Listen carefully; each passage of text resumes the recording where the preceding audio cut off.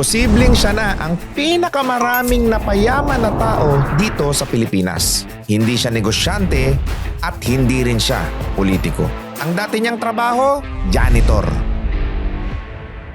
At sino bang mag-aakala na yung dating janitor ay nakapagpabago na ng buhay ng daang-daang libong Pilipino? Meet Coach Ras. Dating janitor at ngayon ay kilala ng Transformational Coach Ras. Ang tanong, paano niya nagawa yun? Nag-aral siya at nagpakadalubhasa siya sa isang science-based coaching system na recognized sa Amerika, sa Europe, at sa Latin America. Tinuturuan ng ontological coaching na kapag nagbago ang mindset mo, language mo, at interpretation mo sa buhay, magbabago rin ang actions at resulta mo.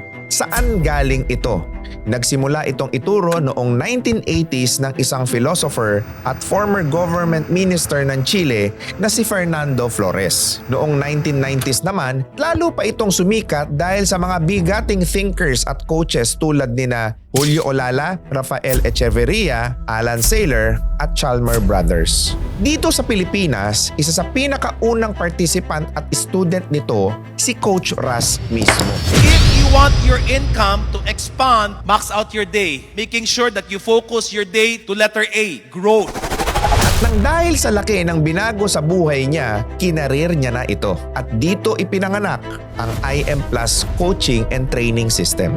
Meron na silang mahigit sa 100,000 community members at participants. Hindi lang ito sa Pilipinas, kundi maging sa Dubai at Singapore at ngayon ay handa na silang mag-go global. Ito na yung mga taong nabago ang buhay dahil kay Coach Ras. Before Discovery, I had my ego. Akala ko kaya ko lahat. Akala ko I can do everything on my own because I started this. But after Discovery, it's a team effort. It talks about responsibilities, recognition, and all. Nagulat ako na ako lang pala yung may kasalanan ng lahat ng pinagdadaanan ko. Hindi ko naman pala dapat binibitbit. Pinaka-reconnect nga ako sa batang ako at nagkakilala kami ulit nung ako na hindi pa nababahiran ng kahit anong masamang karanasan. At nakita ko ng mas maganda ulit ang daigdig at ang buhay.